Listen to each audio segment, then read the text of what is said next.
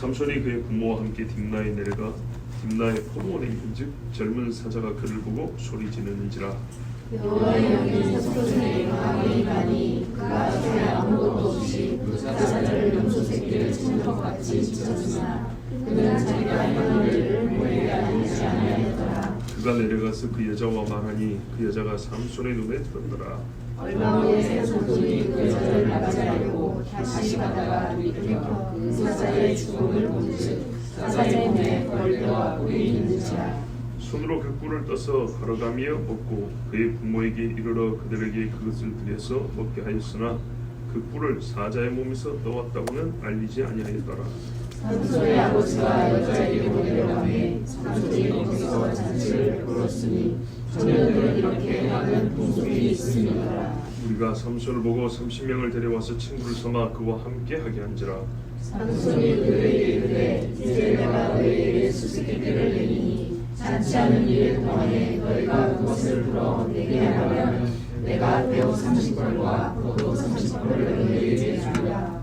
그러나 그것을 능히 내게 말하지 못하면 너희가 내게 배우 30벌과 겉옷 30벌을 줄지라 하니 그들이 이르되 내가 수수께끼를 내면 우리가 그것을 들으리라 하매 삼손이 그들에게 이르되 먹는 자에게서 먹는 것이 나오고 강한 자에게서 단 것이 나오느니라 하니라.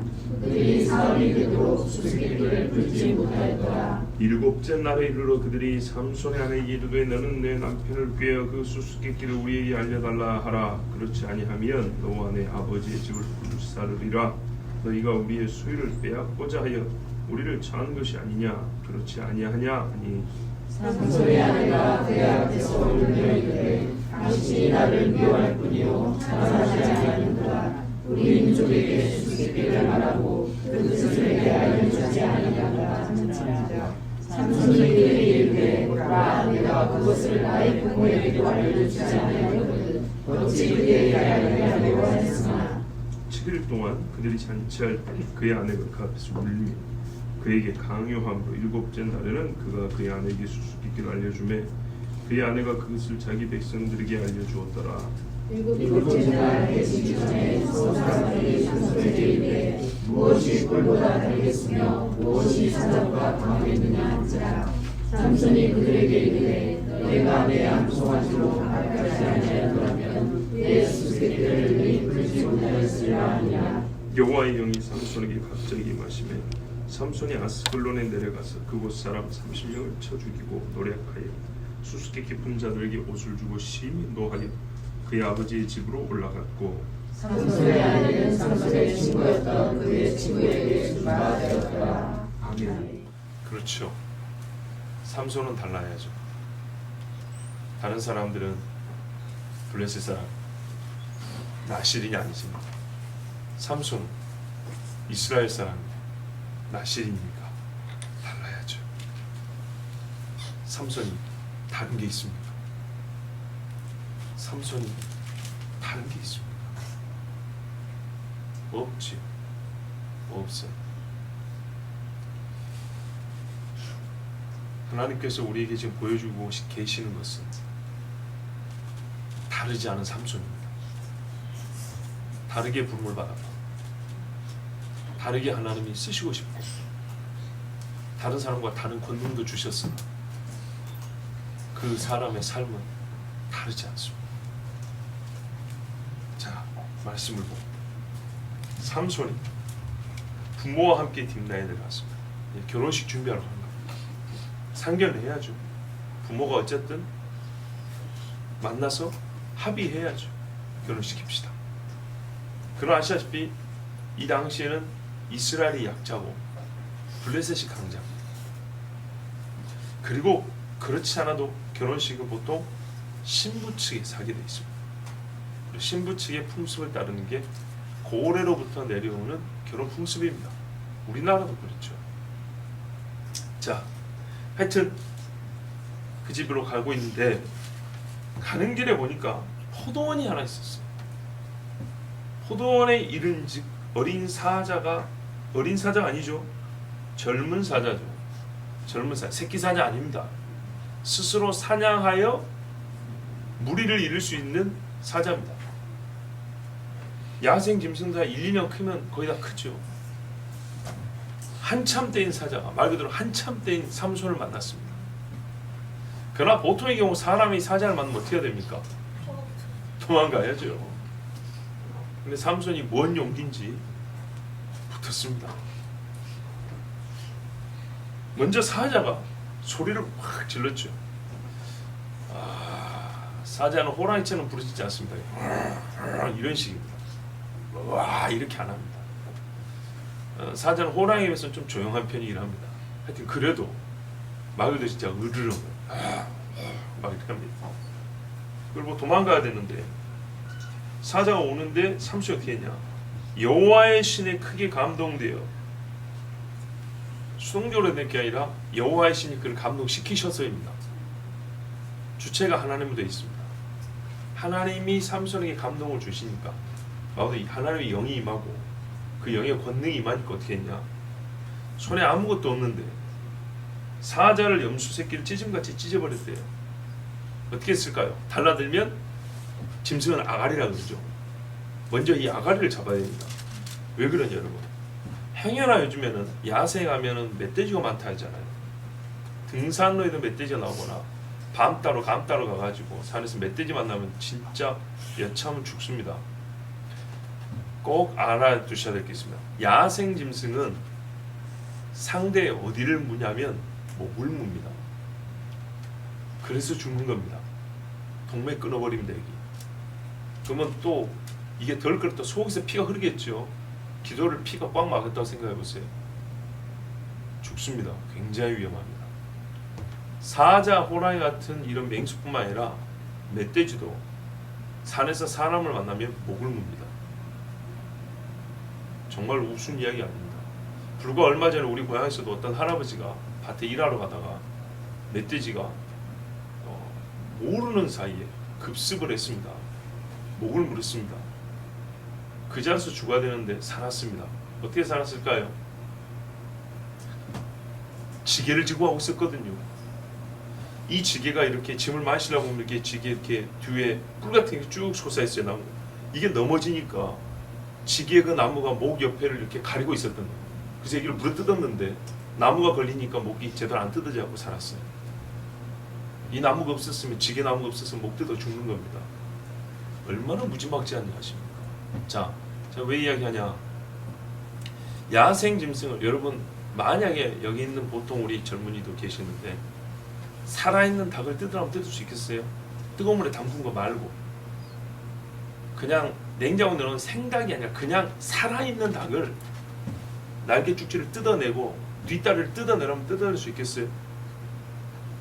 걔도 힘을 쓰고 근육과 뼈가 연결되기 때문에 안 됩니다. 닭껍질 이 얇은 것도 잘 안 뜯어집니다. 사자 가죽을 뜯을 수 있겠어요? 사자 가죽입니다. 가죽. 엽총으로 쏴도 야생 짐승들 웬만하면 안 죽습니다. 그 가죽이 두껍기 때문입니다. 그냥 비계덩어리 아닙니다. 단단한 가죽입니다. 여러분 지갑 만들고 벨트 만들고 자켓 만드는 그 가죽 말이에요. 이 가죽을 못 뜯어요. 근데 삼손이 어떻게 했다는 얘기죠? 찢었다는 말을 그냥 두드러 패 죽이는 정도 생각하는데 그게 아니고요. 아주 비참하게 그냥 발라버렸다는 얘기입니다. 뼈와 뼈마디 관절을 뜯어내버렸다는 얘기고 가죽을 찢어내버렸다는 얘기입니다. 그 엄청난 사자 근육을 200kg, 300kg 나가는 놈을 그 가죽, 그 근육을 찢어내버렸다는 얘기입니다. 살아있는 생거를 그것도 힘을 쓰고 있는 걸 얼마나 무지막지한지 아시겠죠? 삼손에게 주신 하나님의 능력이 힘이란 건 진짜 엄청난 힘이었습니다. 자, 이래가지고 염소 새끼 찢는 것처럼 확확 찢어버렸대요. 그러니까 어떻게 됐을 때 말이죠? 속이 다 드러났다는 얘기입니다. 나중에 그러니까 뭐예요? 여기 꿀이 담겨 있죠. 그냥 대가리만 때려 죽였으면 어떻게 했을까요? 몸체가 그대로 있으니까 사람의 몸은 이렇게 축 늘리면 유선형이죠. 곡선이 많잖아요. 꿀이 여기 고여 있을 수가 없잖아요. 계속 흐르지 그냥 밖으로. 그리고 이런 데는 벌이 들어오지도 않아요.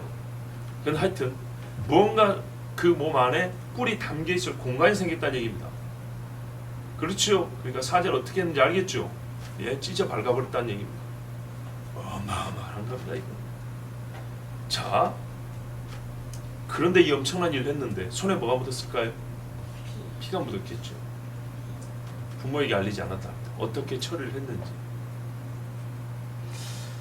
자, 그러면 이 정도 했으면 말이죠, 처음 경험해보는 담력이었어요. 기록상 이전에 삼손이 자기 힘을 확인했다는 기록이 없습니다. 처음입니다. 첫 번 싸움에 사자를 찢어버렸다. 뭐가 무섭겠습니까? 그리고 과연 이게 사람의 신체 능력으로 가능하다고 생각했겠습니까? 아니죠. 아무리 무감각한 사람이라도 말이죠, 하나님의 영이 임하면 그 느낌을 알거든요. 영은 뭘로 측량한다고요? 영으로. 예, 무게는 저울이고 길이는 자지만 저 사람의 영은 뭘로 하냐면 영이 감지를 해요. 하나님의 영이 임하면 안단 말이죠. 근데 이런 엄청난 영감을 받았고 그 영감과 함께 힘을 받아서 사자를 첫 판에 찢어주겠으면 이제부터 적어도 이 정도 되면 새 사람 돼야죠. 이게 정상입니다. 근데 이 인간은 가던 길을 갑니다. 그러니까 내 개인적으로 저번 주도 얘기했지만 동정심은 가는데 이 행위에 대해서는 미안하지만 절대 좋은 말을 할 수가 없어요. 주신 대로 보자고요. 자, 살기 위해서 그냥 싸웠다는 거, 자, 오늘 여기까지는 그냥 인정하자고. 사자가 달려드는데 그럼 어떻게 알겠어? 여기까지는 인정하고 그냥 넘어갑니다. 하여튼 이 사람은 여기서 뭔가를 분명히 깨달았었어야 되는 겁니다. 그리고 또 하나, 포도원을 왜 갑니까? 보세요. 사자를 때려 죽였는데 부모가 몰랐답니다. 그 무슨 말이죠? 같이 부모하고 가다가 거리가 서로 멀어졌다는 얘기죠. 왜 멀어졌을까요? 사자 으르렁거리는 소리가 저 멀리서도 들리는데 부모는 왜 못 들었을까요? 사자하고 싸울 때 와라 할 텐데 그 시끄러운 소리를 왜 부모는 못 들었을까요? 굉장히 거리가 멀어졌다는 얘기죠. 멀었다는 얘기는 길 쭉 가는 길에서 멀으면 뒤를 돌아볼 수 있지만 옆으로 빠져나왔다는 얘기입니다. 길 옆에 포도원이 있지는 않을 거 아니에요. 조금 어딘가에 이렇게 좀 떨어져 있을 거 아니에요. 들어가든지. 왜 갔을까요? 사자 보러 갔겠죠. 아니죠. 포도 보러 갔겠죠. 나실은 포도 보러 가면 됩니까? 안 됩니까? 안 되죠. 자, 가던 길을 계속 갑니다. 7절 보십시오. 내려가서 그 여자, 블레셋 여자죠. 그를 기뻐했더라. 이 무슨 말이냐면은 뭐 설명이 필요하겠습니까만은 완전히 눈에 쏙 들었다는 얘기입니다.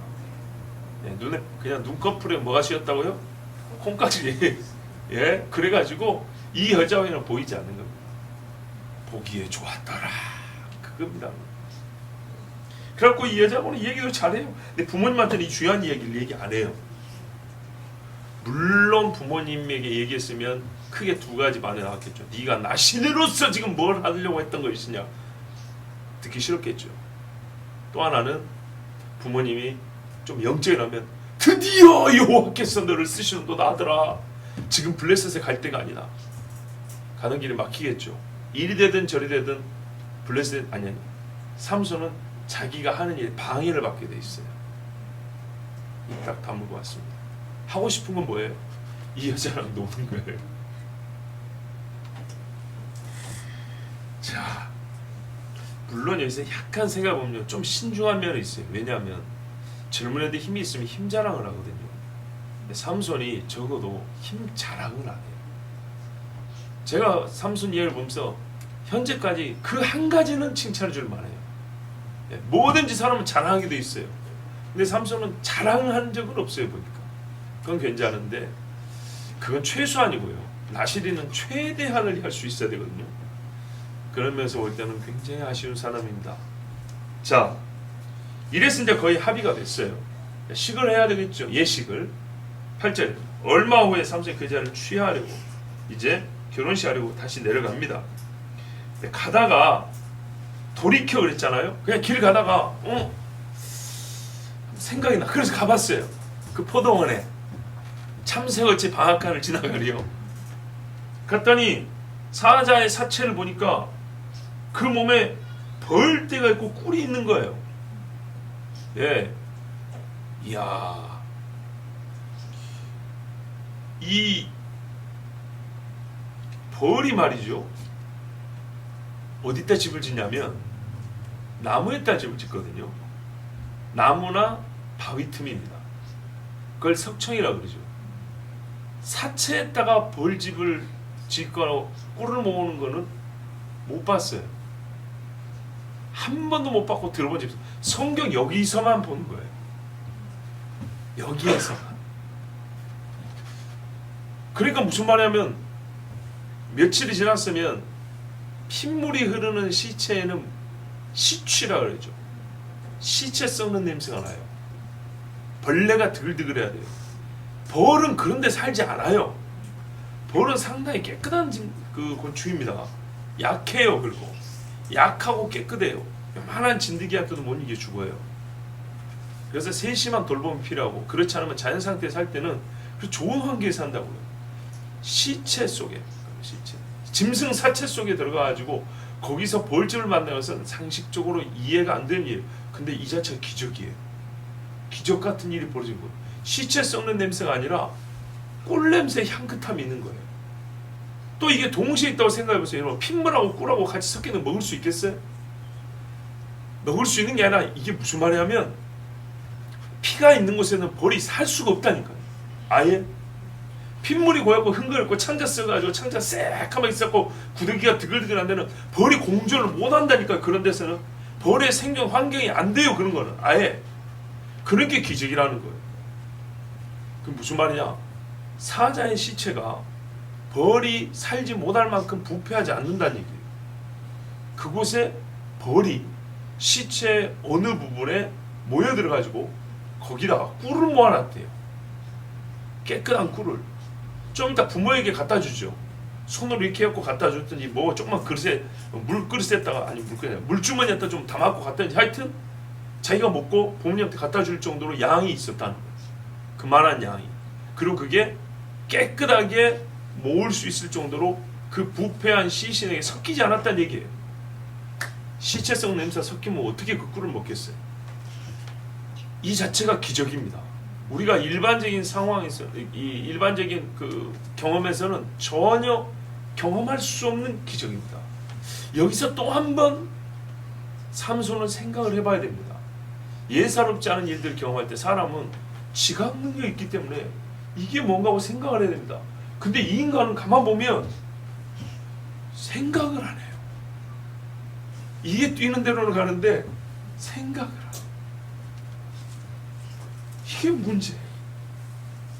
자, 그런데 하여튼 꿀이 있어요. 여러분 같으면 이제 보고 와 신기하다고 할 수 있겠지만 그 벌떼를 헤집고 들어가서 꿀을 먹을 생각하겠습니까? 근데 얘는 해요. 무슨 뭐 이렇게 망사를 쓴 것도 아니고 손에 장갑을 낀 것도 아니고 벌에 분명히 쏘일 것인데 벌은 힘으로 제압되는 게 아닙니다. 그런데 벌을 헤집고 여기서 꿀을 이렇게 따요. 가끔 침이 없어 쏘지 않는 벌도 있어요. 그런 벌은 아닌 것 같은데 하여튼 벌떼를 극복하고 이 시체를 만지는 이 부정을 다시 한번 아무렇지도 않게 전혀 신경 쓰지 않습니다. 나시림이면 뭐고 아니면 뭐고, 뭐 교회를 다니면 뭐고 안 다니면 뭐고, 뭐 그냥 나는 그냥 내 마음대로, 나는 자유인이야, 그런 것처럼. 그래가지고 시체를 다시 한번 손대고 거기는 꿀을 따와서, 왜요? 먹고 싶으니까. 잘 보세요. 여기서 우리가 알 수 있는 게 그거예요. 하나를 알면 하나를 보면 열이 보인다고. 삼손의 성품과 그 사람의 됨됨이를 보세요. 하고 싶은 건 그냥 하는 사람이에요. 예, 꿀 먹고 싶으니까 하는 거예요. 그래서 사자의 사체에 손을 대고 벌떼를 극복하고 꿀을 취했습니다. 그 다음에 보세요. 9절. 손으로 그 꿀을 취하여, 요나단은 지팡이로 찍었다는데 용기가 좋습니다. 꿀을 취하여 먹고 그 부모에게 이르러 그들의 이것을 들여서 먹게 했으나 꿀이 사자의 몸에서 취했다고는 말하지 않았다. 부모님에게 말하지 않은 이유를 알겠죠? 부모님이 그걸 먹겠어요? 안 먹지요. 나시린 서약을 깨뜨리고 가져온 겁니다. 다윗이 신복 세 사람이 베들레헴 우물물을 떠왔을 때 그들의 핏값이다 하고 그 물을 하나님께 부어드렸어요. 이걸 내가 마실 게 아니라고. 뭐 같은 맥락은 아니지만 정당하지 않은 것을 먹지 않고 내가 감당하지 못한 걸 취하지 않는 게 정상인 거예요. 이스라엘 사람이라. 부모가 이게 사자 시체에서 가져왔다 그러면 당연히 안 먹습니다. 일반 사람도 먹으면 안 됩니다. 근데 나시린은요, 안 되죠. 그러면 나시린이 부정한 걸 손대면 어떻게 되는지 아시가 레위기에 따르면 8일 동안, 7일 동안인가 8일 동안 정결 예식을 치러야 됩니다. 아무것도 못 합니다. 결혼식 연기. 하나님 앞에 제물 드리고 몸을 씻고 8일 동안 깨끗하게 해야 됩니다. 그리고 다시 시작입니다. 삼손이 그거 하고 싶겠어요? 전혀 그럴 사람이 아닙니다. 예, 그래서 조용히 넘어왔습니다. 꿀은 맛보지만 하나님 말씀 어긴 건 신경 쓰지 않고 그 어긴 행위를 회복할 수 있는 하나님의 회복의 길도 나는 됐습니다. 그리고 지나가는 사람이 누구예요? 삼손입니다. 그래서 제가 동정심은 가는데 전혀 이 사람의 행위는 배우면 안 됩니다. 적어도 말이에요. 이 사람 또래 젊은이들이 신학교만 가려 그래도 예전에 하던 짓을 멈춥니다. 양심상. 근데 이 친구는 태생이 나시린인데도 뭐 하나 가렸다는 게 없습니다. 어릴 때는 부모가 가르쳤겠죠. 저가 장성하시니 저에게 물어보시오. 자기가 책임지고 해야 될 때 뭐 하나 하나님 앞에 가리고 구별하고 조심한 게 없습니다. 이 머리카락 하나밖에. 자, 이제 그곳에 와서 결혼 예식이 진행이 되는데 보니까요, 나중에 아내라고 하는 거 보니까 결혼식 했다는 얘기죠. 결혼 예식이 진행되는데 잔치를 배설했답니다. 근데 소녀는 이렇게 행하는 풍속이 있대요. 블레셋 풍속이죠. 블레셋 풍속을 따라했습니다. 왜요? 블레셋 여자랑 결혼하니까. 신부 측 따라가는 게 보통 어느 나라 전통이라지 않습니까? 그리고 얘가 블레셋 땅이니 어떻게 할 수 있나요? 그런데 어떻게 할 수 있나가 아니라 삼손은 전혀 개의치 않았습니다. 이미 나시른 세약도 깨버린 사람인데 있는 대로 말하면 깨버린 거 아닙니까? 그런데 아니 뭐 이게 문제입니까? 근데 이게 사실은 이래서는 안 되는 거죠. 왜냐하면 잔치할 때 뭐가 있죠? 술. 그렇죠? 나시린이 술 마시면 돼야 안 돼요? 안 되죠. 근데 봐보세요. 나 나시리니까 나는 포도주 안 마십니다. 그리고 있을 수 있을까요? 그랬으면 블레셋 여자 보러 가지도 않아요. 그 정도면 애시당초. 그 말은 거꾸로 바꾸면 무슨 말이에요? 삼손은 아무 어려움 없이 같이 즐겼다는 얘기입니다. 맞죠? 술을 금할 것 같으면 블레셋 여자한테 왜 가냐고. 블레셋 여자한테 갔다는 얘기는 술 정도는 문제도 아닌 거예요. 아, 포도원에 들어간다니까요. 부모랑 같이 가다가도. 옛날에 저희 집에 그 여러분 광이라고 부르는 데죠. 우리 시골에는 청이라고 불렀는데, 안 그래도 집도 작은데 꼭 그 쌀이나 건조된 무언가를 보관하는 그런 작은 이 방이 하나 있어요. 거기 보면 옛날에 술도 담궈 놓고 오징어 말린 것도 숨겨 놓고 그래요. 그러면 그 집에 꼭 막내 아들들이 아버지 몰래 들어가서 한 잔씩 이렇게 하고 나오는 것도 있어요. 삼손이 그 비슷한 이 좀 일탈을 즐기는 사람이란 말이에요. 하나님 별로 신경 안 쓰는 사람. 자, 이래가지고 잔치를 하는데 나시린이고 뭐고 상관없이 블레셋 여자랑 결혼하고 술 먹고 고기 뜯어 먹고 막 더러운 이야기하면서 젊음을 즐기고 있었어요. 자, 이 모습을 보는 삼손의 부모는 어땠을까요? 뭐 몇 날 며칠 계속 있지는 않았겠지만 마음이 답답했겠죠. 그죠? 훌륭한 신앙인은 아니어도 그런 경우 있잖아요. 우리 아들이 이 정도까지 무너져서는 안 되는데. 아들만 안타까운 게 아니라 부모로서 책임감이 크게 이렇게 느껴지는 그런 경험들 한 번씩 있죠. 삼손의 부모는 이제 어떻게 하지도 못하고 정말 괴로웠을 거예요. 그런 부모의 얼굴은 삼손의 눈에 역시 들어오지 않습니다. 삼손에게서는 나시린의 증거도 사사의 표징도 아직까지 발견되지 않습니다. 삼손으로부터 나온 것은 없습니다. 제멋대로 사는 아들을 보는 오늘날의 신앙인 부모도 가슴이 아픈데 이 삼손을 보는 부모는 분명히 매우 괴로웠을 거예요. 자, 이때 무리가 삼손을 보고 30명을 데려다 동물 삼아 그와 함께 앉으라. 이거는 왜 그런지 참 이유를 찾기 어렵습니다. 여러 가지 추정이 가능한데요. 이스라엘 사람 혼자 있는 게 조금 안쓰러워가지고 들러리 삼으라고 사람들 한 30명 구해다 줬는지, 아니면은 저놈이 가만 뭡니까 몸이 좋아.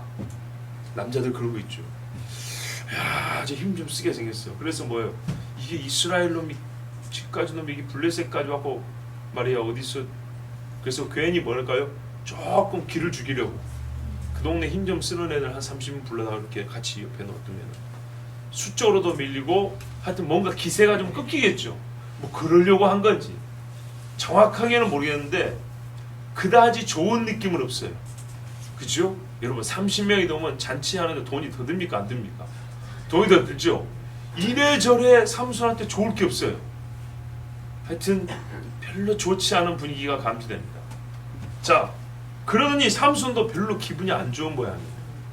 예, 그냥 좋아갖고 한 건 아닌 느낌이에요. 수수께끼를 낸다 그래요.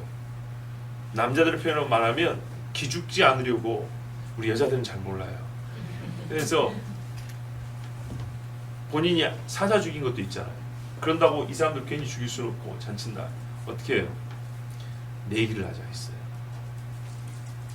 30대 1에서 그 전에도 다른 사람들 분명히 무리가 있다고 그랬어요.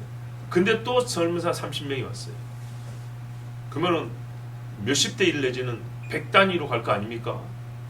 100단위, 이렇게 100대 1 정도 된다 치면 삼손이서 그냥 가만히 있다가도 될 건데, 그러지 않고 내가 수수께끼 하나 낼 테니까 한번 맞춰보시고 그러세요. 근데 이게 예사롭지 않은 게, 내기를 건다고 한 이 그 뭐라죠? 상품도 아니고 뭐죠? 하여튼 내기에 건 물품이 보통이 아니에요. 이거는 하나의 도전이에요, 도전. 뭐라 하면 이거 일주일 동안 잔치할 건데 일주일 안에 맞추면 자신 있다는 거죠. 일주일 전에 못 맞추다는 거죠. 쪽수가 아무리 먹고 너희들 이 머리 다 모아봐도 안 된다는 거죠. 일주일 안에 너희 30명이 어디서 물으면 하여튼 맞추면 내가 겉옷 30벌하고 뭐 준다 그랬죠? 뭐요? 배옷 30벌 준다 그랬어. 그러니까는 이게 그 시골 사람들이 그냥 대충 입고 다니는 목배바지 이런 거 아닙니다. 그러니까는 좋은 겁니다. 조금 제가 좀 이제 과장을 하면 뭐 코트 30벌, 그 양복 많이 30벌 이런 식입니다. 돈이 많이 드는 거예요. 싸게 잡아도 요즘에 대충 50에서 100만 원 정도 잡자고요. 그럼 이게 30벌, 30벌, 60벌이잖아요. 두 개 합해서 싸게 50벌, 50만 원, 많으면 100만 원 정도 해보세요. 그러면 두 벌에서 100만 원이면 30개면 얼마예요? 3천만 원? 엄청나죠? 이걸 누가 어떻게 감당했어요? 삼손이 지면 살림 거덜나는 겁니다. 근데 삼손이 이런 내기를 걸었다는 건 무슨 말이죠? 그렇죠. 하나의 도전 내진 정황입니다. 예. 그런데 만약 저쪽에서 지면요. 자기들은 부담이 적죠. 30명이니까. 그래도 이거 부담이 크죠. 외투 하나하고 양복 한 벌 좀 써서 그런다 치자고요. 여러분 그거 내기 걸 수 있겠어요? 외투하고 양복을 세트로 해가지고 내가 내기에서 지면 내가 그걸 내놔야 돼. 삼손은 그걸 30세트지만 나는 한 세트를 내놔는 거예요. 근데 한 세트를 할지라도 여러분 이게 작습니까? 엄청나게 크죠? 근데 이 사람들이 하자 그래요. 그러니까는 이것이 먼저 중요해요. 이런 내기를 하자고 한 삼손이 이게 그냥 이 사람들 즐기려고 내기를 하자는 게 아니에요. 분명히 삼손이 무슨 큰 뭐 계략이 있었다거나 뭐 그런 계획을 가지고 한 게 아니에요.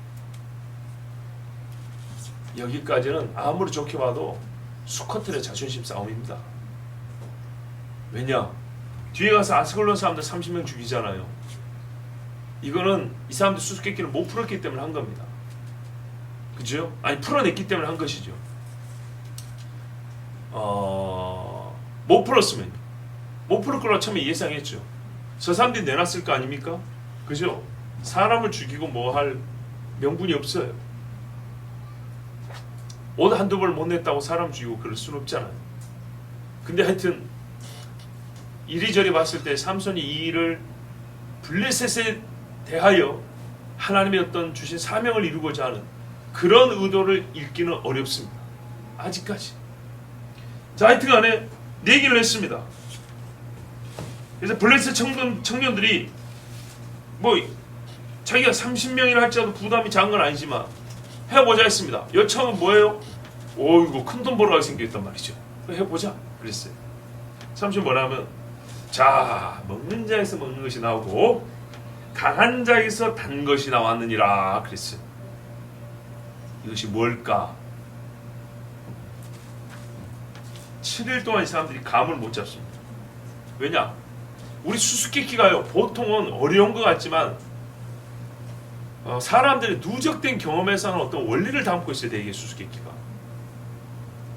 그리고 내가 직접 경험을 안 해봤어도 사람들이 사는 중에 어렵지 않게 경험할 수 있는 일들이 보통 그 수수께끼의 어떤 그 바탕이 되는 그 배경들을 형성하고 있어요. 그래서 그렇게 어렵지 않아요. 그래서 이 수수께끼를 내니까 맞춰야 되는데 이게 삼손의 고유한 경험에 근거한 것이라서 맞추기가 어려운 거예요. 그리고 그렇지 않고 생각해보면 남자들이잖아요.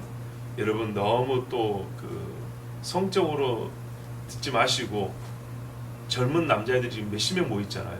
그래서 어떤 분들은 이거 생각보다 쉬운 거다 그랬어요. 봐보세요. 7일 내내 먹는 놈들이 누구예요? 자기들이죠. 먹는 자에서 먹는 것이 나오면 뭐예요? 먹고 퍼먹고 토해내고 먹고 퍼먹고 토해내고 싸고 먹고 그러죠. 그렇죠? 그렇게 생각하면 쉽게 답이 풀릴 수도 있다. 근데 그건 너무 쉽다 라고 생각한다. 그리고 결혼식에 보면 음담패설이 오고 가고 합니다. 상당히 많이. 그래서 어떤 학자는 이렇게 말하더라고요. 삼손이, 이건 제 이야기가 아닙니다. 학자들의 풀입니다. 삼손이 블레셋 여자를 취했어요. 먹는 자에서 먹는 것이 나온다. 무슨 말은 삼손에서 이 블레셋 여자하고 이제 결혼해서 부부관계에서 정액이 나온다는 얘기예요. 강한 자에서 단 것이 나온다. 정액이 달달한 얘기가 아니라 부부관계의 그 달콤함을 얘기하는 거야. 이렇게 하면 결혼식장에서 그 잔치하는 젊은 사람들이는 그렇게 어렵지 않게 혹시 이거 아니야? 이렇게 말할 수 있다는 거죠. 그럴 법도 한데 그 정도로 쉬워버리면은 옷 30벌을 낸 사람은 바보죠, 바보. 그래서 그건 아닐 것이라고 생각하고 이 사람들이 뭔가 있다 이렇게 생각했다고 출정을 합니다. 하여튼 못 맞춥니다. 근데 일단 말을 뱉어버리면 안 되잖아요. 그 30명이 뜻을 모아서 하나의 대답을 내놔야 될 거 아닙니까? 그러니까 이 사람들이 온갖 추측을 해보고 이것일까 저것일까 해보지만 한 번 말하면 잘못 말하면 안 되니까 계속 고민을 하는데 아무래도 모르겠어요. 자, 그래서 제7일에 이르러 그 사람들이 삼손의 아내에게 갑니다. 자, 15절 보세요. 너는 네 남편을 꿰어 네가 할 수 있는 방법 다 쓰라 그 말입니다. 예. 그 수수께끼를 우리에게 알리게 하라. 명령입니다. 남의 집에 가가지고 말이죠. 하여튼 명령조로 벌써 겁박이죠. 거기다 그렇지 않으면 너와 네 아버지의 집을 불살아버릴 거다. 무지막지한 인간들입니다. 자, 이 이제 아내에게 위험의 요소가 생겼습니다. 잘못하면 죽게 생겼어요. 이 사람들 장난으로 한 거 아니거든요. 너희가 우리의 소유를 취하고자 하여 우리를 처하였느냐? 그렇지 아니하냐? 요즘 말로 뭐라고요? 우리 재산 뜯어먹으려고 초청한 것이라는 이 가짜 프레임을 뒤집어 씌우는.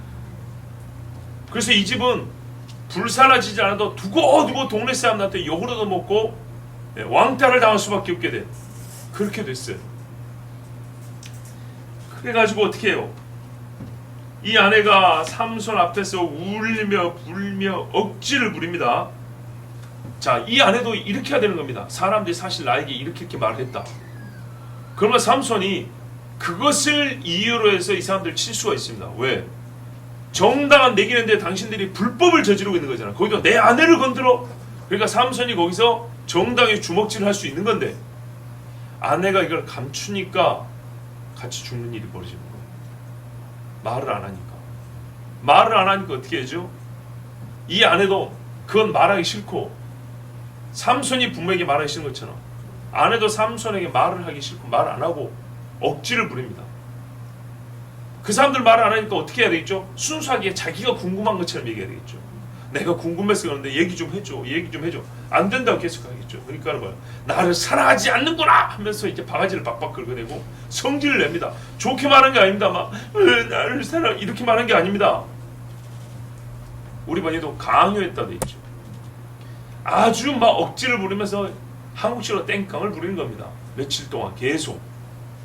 근데 이게 나중에 들이날 때도 나타나죠. 삼손은 한 번 쏘면 두 번 안 쏘아야 되는데 자기 약점이 뭔지 분명히 확인된데도 항상 거기 빠집니다.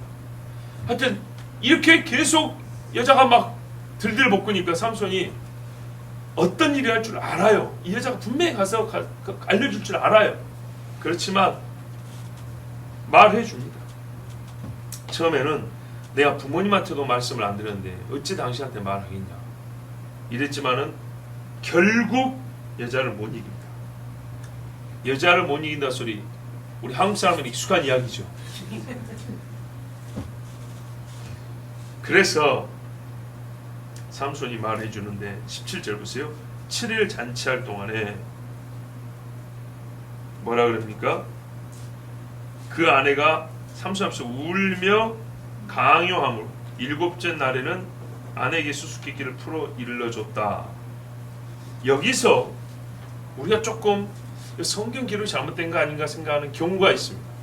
왜냐하면 여자가 7일 내내 물어봤다잖아요. 물론 갈수록 정도가 심해졌겠죠. 왜요? 30명이 와가지고 불살라버린다 그러니까. 근데 이 사람들이 언제 찾아왔답니까? 아까 보니까 15절에 제 7일에 왔다잖아요. 오, 그러면 이거 어찌 된 거야? 어찌 되긴요? 성경을 똑바로 보셔야 됩니다. 봐보세요. 제 7일에 사람들이 와서 아내에게 뭐라 하냐면 가서 아라네 와. 안 그러면 너하고 너희 아버지 집 싹 불살라 버릴 거니까. 우리를 거덜내려고 우리를 초청한 거야? 이렇게 말을 했답니다. 7일에 한 말이 이 말이랍니다. 무슨 말인지 아시겠어요? 6일째는 뭐라고 말했을까요? 5일째는요? 4일째는요? 자, 보세요. 여러분 같으면 7일까지 기다렸다가 가가지고 오늘 하루밖에 시간이 없는데 해질라면 요즘까지 뭐 자정도 아니고 해지면 끝나는 건데 그때 가가지고 처음으로 가서 우리 모르겠으니까 네 남편한테 물어봐 이렇게 말하겠어요? 그 전부터 말했겠죠. 근데 안 되니까 어떻게 해요? 7일째는 극단적인 말을 한 겁니다. 다 죽여버리려니까 빨리 안 하러 와. 죽여버린다. 내가 다 태워 죽여버린다. 이렇게 얘기했다는 겁니다. 아시겠죠? 이 사람들이 보세요. 처음에 4일까지 고민하다가 이 말 나오죠. 3일이 지나도 모른다. 자, 그러면은 그 집에 혼주 입장에 생각해 보세요. 이 부인 입장에 생각해 보세요. 눈에 보여요, 안 보여요? 그 사람들이 씩씩거리며 다니는 소리 들리죠? 술을 차려도 처음에는 기분 좋게 마시더니 에라이 막 하면서 욕하면서 마시는 게 보이죠? 마음 편하겠어요? 이게 7일 동안 다 인격자들이었고 아무 사람 가만 있다가 7일째 갑자기 선배 입을 모아가지고 확 죽여버리라니까 그랬을까요? 제발 현실적으로 보라니까요. 이건 사실을 기록하는 겁니다. 진짜 있었던 일. 자, 그러니까 첫날부터 이 사람들이 퀴즈가 막 나왔을 때 그날 막 분주했겠죠. 막 흥미로웠겠죠. 7일 남았으니까. 근데 하룻밤 지나니까 괜히 걱정이 됐겠죠. 그 기운이 다 느껴지잖아요. 그러면 이 아내가 그날부터 걱정이 돼야 안 돼요. 자기도 걱정이 되죠. 그러니까 이제 점점 밤마다 삼손한테 물어봤을 거 아닙니까?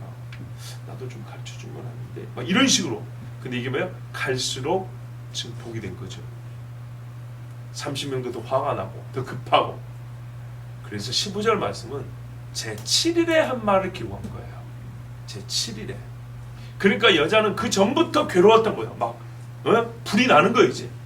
그런데 7일째 이렇게까지 말하니까 어떻게 해요? 오늘 지나면 나하고 우리 집은 없어지는 거죠. 그러니까 삼손한테 막 매달렸겠죠. 그 삼손이 뻔히 어쩔 줄 알면서 가르쳐 줬어요. 그렇게 된 겁니다. 그랬더니 이 여자가 어떻게 해요? 그 민족에게 고하였더라. 뭐 사랑하지 않는다고 막 억지 부리더니 가만 보니까 이 여자가 삼손을 안 사랑하는구만. 그렇잖아요. 그 민족에게 30명이라 하자고 민족이라는 표현을 쓴 거 볼 때는 민족적 괴리감이 느껴지죠. 예. 국경을 넘는 사랑이 이 여자한테는 없었어요. 삼손에게는 있었는데 말 그대로 삼손을 팔아버린 겁니다. 엄밀히 말하면 이런 수도 있을 수 있겠죠. 정말 사랑하면 나한테 가르쳐 주세요.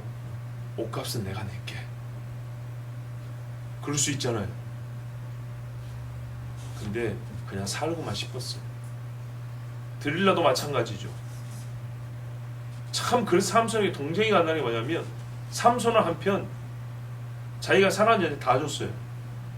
일편단심이라고. 그죠? 그런데 그 여자들은 삼손을 사랑한 이가 없었고 다 이용해 먹었어요. 이래서 삼손이 있다가 보면 내기값을 물어내고 성기를 내서 집으로 가버린 겁니다. 여러분 여기서 우리가 한 가지 배우고요. 너무 이게 본문이 길기 때문에 제가 한 절 한 절에서 어떤 교훈을 찾아서 여러분에 적용시켜 드리지는 않습니다. 그냥 쭉 읽어가다 보면 자연스럽게 우리 마음에 드는 하나님 주신 감동이 있을 겁니다. 저는 그냥 풀어드립니다. 일단. 그런데 여기서 잠깐 그래도 멈춰서 한 가지 생각할 거는 이스라엘과 블레셋을 크게 대별하여 놓는다면 그리스도인과 세상 사람을 한번 봐볼게요.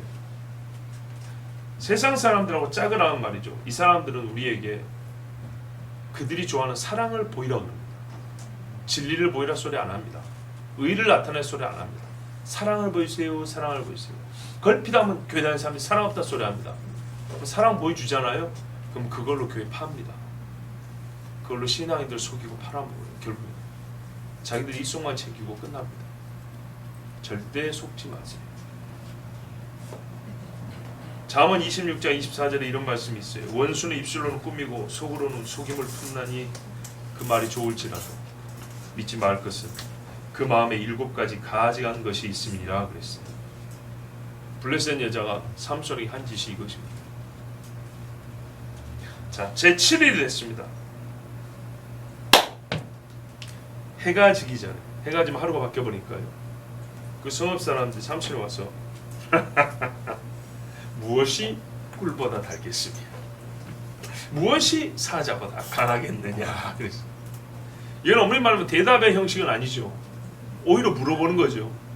그런데 삼손이 문제를 냈기 때문에 일반 사람들한테 또 무슨 뚱딴지 같은 소리 했겠지만 삼손이 퀴즈를 냈기 때문에 알지요. 이런 식으로 말해도 답을 찾았구나 아는 거죠. 그래서 삼손이 어떻게 합니까? 물어줘야죠 이제. 그렇죠? 그런데 한마디 합니다. 너희가 내 암송아지로 밭갈지 아니하였으면 내 수수께끼를 절대 풀지 못했을 것이다.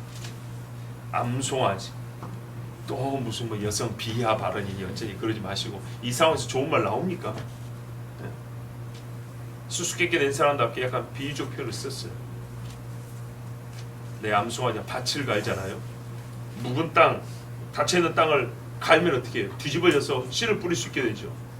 그러니까 내가 안 가르치고 비밀로 가둬놓은 것을 이걸 갈아가지고 속의 걸 드러내게 해가지고 너희가 지금 답을 찾았구나.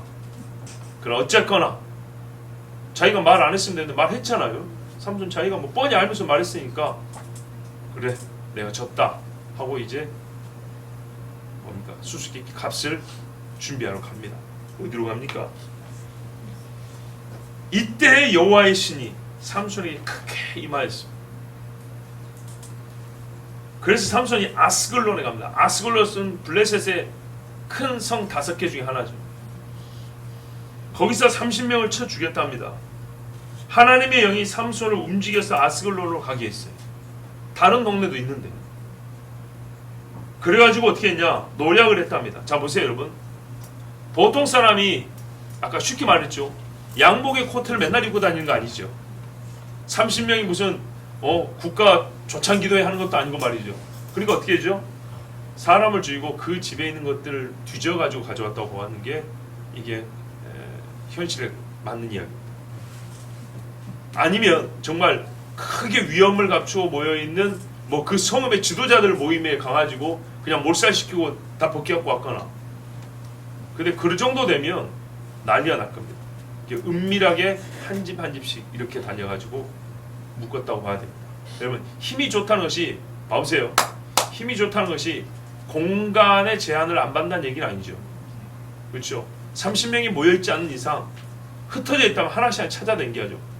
그렇죠? 힘이 좋으면 3,000명이 한꺼번에 몰려들어도 싸울 수 이길 수 있지만 10명이나 할지라도 10리씩 떨어져 있으면 10리씩 걸어 다녀야 됩니다. 하여튼 삼손이 이렇게 노력을 했다니까 찾아다니면서 은밀하게, 만약에 크게 소문났으면 어떻게 해요? 발각이 됐으면 이스라엘이 블레셋에 침공을 당했겠죠. 나중에 그 이야기 나오잖아요. 유다한테 가지고 너 죽기 싫으면 삼손 내놔라 그러잖아. 네, 그 여우로 불 붙여버렸다고. 자, 이러지 않게 봤을 때는 은밀하게 한 거예요. 은밀하게 해서 하나씩 하나씩 죽이고 집에 있는 것을 훔쳐와서 30번씩 60번 갚아줬어요. 그리고 화를 내서 집으로 갔습니다. 자, 삼손의 아내는 어떻게 됐냐? 이렇게 가버린 걸 보니까 삼손이 분명히 화낸 걸 다 봤죠. 그죠? 왜 그거 갚아주려고 이 동네 다시 왔을 거 아닙니까? 그걸 보니까 삼손이 자기 아내와 장인한테 엄청나게 화가 난 게 보였어요. 그래서 나중에 뭐라 그래요? 장인이 네가 내 딸을 버린 거라고 생각하고 안 살려고 작정한 줄 알고 다른 데 시집 보내버렸다 이랬다고. 그 정도로 삼손이 화를 냈어요. 그리고 집으로 돌아갔어요. 그러자 삼손의 친구였던 뭐 이스라엘 뭐 친한 친구가 아니고요. 그때 결혼식에 왔던 그 누군가에게 줬다는 거예요. 아마도 30명을 동무삼으라고 줬다 했으니까 그 30명 중에 하나였을 가능성이 큽니다. 이렇게 줘버렸어요.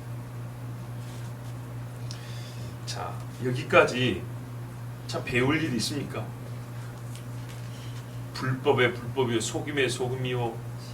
그쵸? 노는 것도 깨끗하지 않고 내기한 것도 깨끗하지 않고 부부간의 대화나 부모 자식 간에 하는 일이나 장인과 사위 간의 관계나 어느 것 하나도 정상이 없지요. 근데 여기서 정상이 없는 여기서 누구 한 사람이 정상을 보여야 되거든요. 사무엘처럼 말이에요. 마치 사무엘은 자와 같았잖아요. 사무엘은 사사 말기 사람 아닙니까? 제일 어두운 시대의 사람인데 사무엘처럼 잣대 같은 사람이 하나 있어야 되는데 없었던 거예요. 삼손이 여기서 그래야 되는데 삼손은 오히려 여기서 물을 흐리는 미꾸라지 같은 사람이었어요. 자, 이제 우리가 전체적으로 살펴봤으니까 삼손의 일련의 행위를 다시 한번 이렇게 길지 않게 간단하게 다시 한번 돌이켜 보겠습니다. 삼손의 행동의 특징이 뭐냐면 사명에 따라서 어떤 계획한 행동이 하나도 없습니다. 그렇죠? 자기가 먼저 사전에 계획하고 의도하고 어떤 목적성을 가진 행동은 이 여자를 취하는 것 외에 자기 욕정에 끌려서 하는 것 외에는 전혀 소위 대의를 위한 일은 한 가지도 능동적으로 한 게 없습니다. 이름하여 반사적 행위입니다. 누가 이렇게 하니까 저렇게 하고 뭐가 자극이 오니까 거기에 반응 보이고 먹고 싶으니까 먹고 화나니까 이렇게 하고 전부 다 이런 식입니다. 성숙함이란 건 이만큼도 없습니다. 그러면 그 능동적이지 못하다는 것은 궁극적으로 누구를 향하여 함이냐면 하나님을 향한 능동적인 삶이 없습니다. 내가 주를 위하여 어떻게 해보겠습니다. 누군가 그랬어요. 이 세상 사람들은요 무엇을 얻고자 하는 행위는 있는데 누구를 위하여 이 행위가 없다고요. 옛날 사람들은 이게 그래도 있었어요. 누구를 위하여 무엇을 위하여라는 거. 자, 자기 마음대로 하나님 앞에서 얼굴을 가리고 살아갑니다. 그런데요 삼손이 누구에게 화를 냈냐면 블레셋 사람에게 화를 냈죠. 근데 적반하장이라 그러죠. 지금 가만 보면 하나님이 삼손에게 화를 내야 될 타이밍이에요. 그죠? 먼저 약속했죠. 이게 혼인서야? 나시는서야? 하나님이 감독에 힘을 줬죠. 그죠? 서로 기쁘고 즐거운데 여기서 부인이 남편 속여 먹었죠. 삼손은요, 하나님 지가 속여 먹었죠. 하나님이 삼손을 지금 쳐야 돼요. 화를 내서 됐다 이러고 끝내야 돼요. 근데 하나님 보니까요, 놀라운 거면 뭐 여호와 영이 이 불법의 사건들 가운데 여호와 영이 2번 임했어요. 그게 뭘까요? 하나님께서 삼손에게 진노를 품고 벌을 내려도 할 말이 없는데 삼손은 자기 화에 매몰되어 가지고 집으로 돌아갔습니다. 지금 무슨 말이냐면 지금 자기가 무슨 일을 하고 있는지를 모릅니다. 하나님과의 관계 안에서 자기가 누군지, 지금 며칠 동안 일어났던 일이 어떤 것인지를 모릅니다. 항상 삼손이 이게 문제예요. 몰라요. 못 배웠어도 모르고, 지각이 없었어도 모르고, 관심이 없었어도 몰라요. 이 3가지 중에 한 가지만 있어도 조금 더 할 수 있었어요. 더 알았으면 이 지경으로 나중에 보면 눈이 뽑히고 그렇게 죽지 않아도 됐었어요. 똑같은 속임을 반복해 당하지 않아도 됐었어요. 그런데 왜 그거 아세요? 똑같은 것이 반복되면 말이죠, 패턴은 같지만 정도는 더 심해진다는 겁니다. 삼손의 눈에 블레셋 여인은 딱 들어맞았지만 하나님의 율법과 주의 약속은 삼손의 눈에 전혀 들어오지 않았어요. 보기 좋지 않았어요. 아까 말했잖아요. 나시르스가 지킨다고 성막 앞에 가가지고 8일 동안 그거 몸 씻고 막 이거 싫어요. 그런데 하나님은요, 그의 영을 내려서 삼손을 움직이셨습니다. 그렇다고 해서 우리가 항상 어떤 용어나 문구가 은혜스러우면 전체를 은혜스럽게 해석하고 그렇게 평가하는 것이 옳지 않다고 말씀드렸죠. 무슨 말이냐면 여호와의 영이 임했단 말이 삼손이 무슨 사무엘같이 살았다, 다니엘 같은 평가를 받아야 된다, 그런 말은 아니라는 겁니다. 다시 주목해서 보세요. 젊은 사자를 보았을 때, 처음 내려올 때 젊은 사자를 보았을 때 삼손은 두렵지 않았어요. 아무리 힘이 있어도 사람이 겁을 먹으면 힘은 무용지물입니다. 1차적으로 담대함이 있었어요. 왜 그렇게 생겼죠? 여호와의 영이 임했으니까. 기드온이 나중에 싸움에 나갈 수 있는 건 뭐죠? 여호와의 영이 임하니까 가능한 겁니다. 성경에 삼손이 여호와의 신에게 크게 감동돼요. 수동적으로 했지만 원래는 여호와께서 삼손을 크게 감동시키셨어요.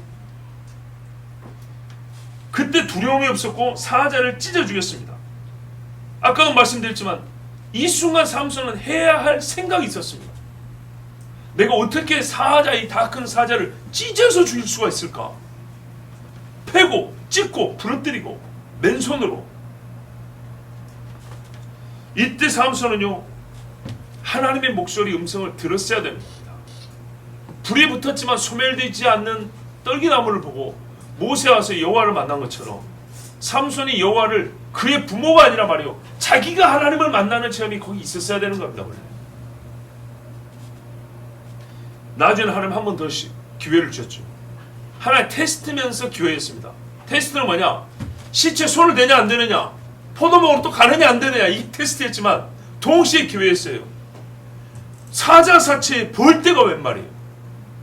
거기에 피가 고이고 핏물이 섞인 게 아니라 순수한 꿀이 웬 말이에요. 이걸 보면 또다시 하나님을 만나야 된다는 것, 하나님이 지금 여기 뭐랄까 나의 눈을 여시고 나의 귀를 여시고자 한다는 걸 그걸 깨달았어야 되는 거예요. 누군가 그랬어요. 우리는 살면서 생각보다 많은 기회를 받고 산다고. 70년, 80년이라고 그러잖아요. 안 세봐서 그렇지 세보면 하나님이 우리를 부르시는 그런 시간 내지는 사건들이 엄청나게 많대요. 엄청나게. 우리 생각이 좋을 때 끌어당기는 하나님의 손이 느껴질 때가 무지하게 많고요. 내가 잘못된 말할 때 누군가를 통해서 하나님의 말씀이 들려져서 나의 말을 교정해 주는 때가 무지무지하게 많대요. 몸을 칠 때도 있고. 그런데 그 숱한 세보면 수백 번 수천 번 되는 교회를 단 한 번도 듣지 않냐고 숨을 거둔 사람이 또 부지기수라는 거예요.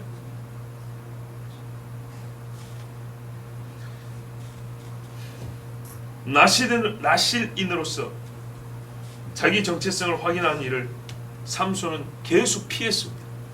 하나님 그걸 말씀하신 겁니다. 너 나실인이다. 내가 부른 사사다. 직접적으로 말씀하지 않지만 보면 느낄 수 있고 들으면 깨달아야 되는 겁니다. 그래서 삼손은 계속 피했습니다. 아버지 어머니한테 들었던 말을 기억하지 않으려고 애를 썼습니다. 자, 어째서 그는 포도원에서 사자를 만나야 됐습니까? 아까 말씀드린 거 한번 생각해 보세요. 왜 부모는 그 소리를 못 들었을까요? 교묘히 거리를 두고 포도원에 들어갔습니다. 먹으려 했던 겁니다. 그러다 사자를 만났습니다. 다행히 하나님께서 사자를 삼손에게 희생되게 하심으로 하나의 경고와 부르심의 메시지를 줬지만 외면했습니다. 결혼식을 하러 뒷날을 내려가는 길에 또 포도원, 같은 포도원에 들어갔습니다. 또 기미한 광경을 보았습니다. 사자의 사체, 구더기 아닌 벌이 때를 이루고 시취가 아니라 향긋한 꿀냄새가 진도하는 것을 보았습니다.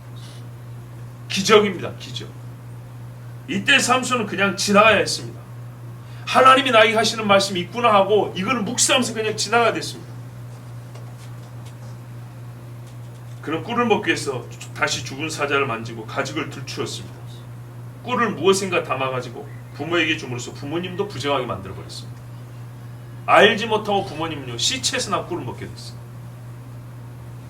정말 한 움큼 꿀을 위하여, 한 조각 떡을 위하는 것처럼 한 움큼 꿀을 위하여 삼손이 포기하고 버린 거룩하고 아름다운 것이 얼마인가 그 값을 따질 수가 있습니까?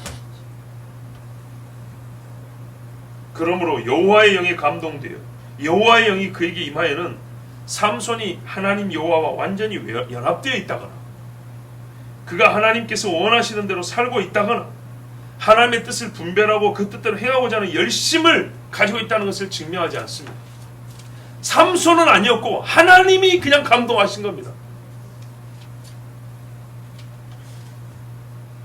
여호와의 영에 감동되어 여호와의 영이 임하여는 삼손의 경우에는 그에게 힘을 사용하고자 하는 마음을 불러일으키고 초자연적 힘을 행사하게 하는 능력으로서 역사하는 부분적 역할밖에 하지 않았습니다. 다른 사람의 경우는 전인격적 역할이에요. 여호와의 영이 임하면 사람이 완전 새롭게 됐어요. 근데 삼손에게는 전인격적 변화는 안 나타나고 힘만 이렇게 써주고 마음만 담대해졌어요. 매우 부분적인 역할이에요. 여러분 예수님이 말이죠. 고향에 갔더니 사람들이 배척을 하더래요. 그랬더니 주께서 말하면 거기서는 능력을 행하실 수 없었다 돼 있어요. 사람들이 예수님의 능력을 제한할 수 있나요? 제어할 수 있나요? 예수님의 환경에 따라서 막 능력이 커지고 줄어들고 막 그런가요? 그게 아니에요. 주님은요 힘이 없어서가 아니고 능력이 부재해서가 아니라 어떤 제한을 당해서가 아니라 관계 속에서 그 능력을 행사한다고요. 능력을 행사했을 때 그 힘의 행사만 맛보고 떨어진 게 아니라 힘을 행사하시는 분을 만날 수 있는 자에게 권능을 행사하신다고요. 주님이 이런 관계 속에서 힘을 행사하시고 권능을 베풀어 주신다고요. 그러면 그걸 그대로 가져오면 삼손이 힘을 쓸 때는 말이죠. 하나님과 자기 사이를 알아야 되는 거예요. 나와 하나님 관계.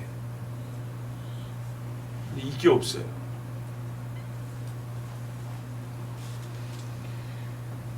삼손은 하나님의 약속의 상대였습니다. 또 약속의 한 당사자입니다. 자기 몫이 있습니다. 자기 몫. 하나님과 언약의 상대로서의 자기 몫이 있습니다. 그 자기 몫은 하나님이 해줄 수 없습니다. 잘 들으셔야 됩니다. 하나님의 은혜는 하나님 편에서 일방적으로 주어집니다. 그죠? 은혜가 일방적으로 주니까 여호와의 영이 임합니다. 여호와의 영이 임하는데 여호와의 영을 받는 자는 보세요. 주는 자와 받는 자는 어쨌든 명칭이 다르죠. 받는 자는 그걸 어떻게 수치로 말할 수는 없고 어떤 범위까지는 말하기 좀 곤란하지만 분명히 받는 자가 해야 할 것이 있어요. 받는 자, 그 사람의 몫이 있다고요. 삼손은 하나님 앞에서 나신으로서 서약한 자의 몫을 해야 되는데 본인은 그 몫을 행할 마음이 전혀 없어요. 행하지도 않았어. 여호와의 영이 임한 것은 하나님이 자기 몫을 하신 거예요. 왜? 하나님 뭔 약속했어요? 삼손을 통하여 블레셋에서 이스라엘을 구원하기 시작하겠다 그랬어요. 그래서 하나님은 자기 약속이 있기 때문에 삼손이 개처만을 살아도 하시긴 하세요. 그 개처만 같은 사람을 이용을 하신다고 쓰긴 한다고. 그러나 삼손은 나신이기 때문에 망나니 같은 삶의 몫으로 하나님 앞에 내 몫을 다했다고 하면 안 되는 거예요. 삼손이 들인 마음은 하나님께서 최상으로 쓰실 만한 것이 없었습니다. 찌끄러기 쓸 만한 것이 있었는데 최상으로 쓸 만한 것이 없었어요. 삼손은 하나님께 최상의 것을 드리지 않았어요. 지난 시간에도 말씀드렸지만 겨우 블레셋과의 틈이 벌어질 때에 그 틈 사이로 들어가서 일할 정도밖에 삼손은 주님께 마음을 열어드리지 않았어요. 보세요. 지금 블레셋과 삼손 사이에 지금 틈이 벌어졌죠. 요 벌어진 틈에 하나님이 들어가서 일할 정도밖에 삼손은 그 정도밖에 하나님의 자리를 내어주지 않았다고요. 원래는 더 크게 벌어졌어야 되는 거예요. 다시 말하면 삼손은 여호와께서 블레셋과 싸우시는 것처럼 자기가 블레셋과 싸우는 반대편에 서 있었어야 되는 거예요. 근데 저쪽과 손을 잡았단 말이죠. 그럼 하나님은 어떻게 해야 되죠? 하나님이 그냥 이걸 그대로 두고 블레셋과 싸우면 삼손부터 죽여야죠. 근데 그렇게 약속 안 했거든요. 내가 너를 통해서 블레셋을 친다 그랬거든요. 그래서 자기 몫을 다하지 않기 때문에 삼손이 블레셋과 반대 방향에 서는 그 정도만, 그 크기만큼만, 가까웠다가 벌어진 그 틈 사이만큼만 하나님이 그 사이를 비집고 들어와서 삼손을 통하여 블레셋에서 이스라엘을 구원하기 시작하는 그 정도 일밖에 못한 거예요. 하나님의 능력이 없어서가 아니에요. 예수께서 능력이 없어서 고향에서 능력을 베풀지 않은 게 아니에요. 그들이 거부하였기 때문이에요. 삼손 앞에 있던 사사들과 좀 비교를 해볼까요? 삼손 앞에 있었던 사사들은 그들의 부르심과 부르신 후에 그들의 몫을 행함 사이에 긴 시간이 필요하지 않았습니다. 거쳐서 가야 할 곳이 없었습니다. 우리가 앞에서 봤던 그 못난이 삼총사 중에 앞선 분이 그 기드온이잖아요. 기드온도 말이죠. 믿음이 좀 약해가지고 좀 시간을 지체하긴 했지만 앞에 있는 미디안을 놓고 미디안이 아닌 다른 데서 시간을 보내지 않았다고요.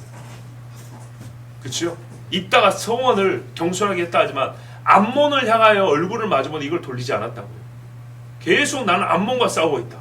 기드온은 내가 싸울 때는 미디안이다. 나의 대적은 미디안이다. 이게 확실했단 말이죠. 근데 삼손은 그마저도 없는 거예요.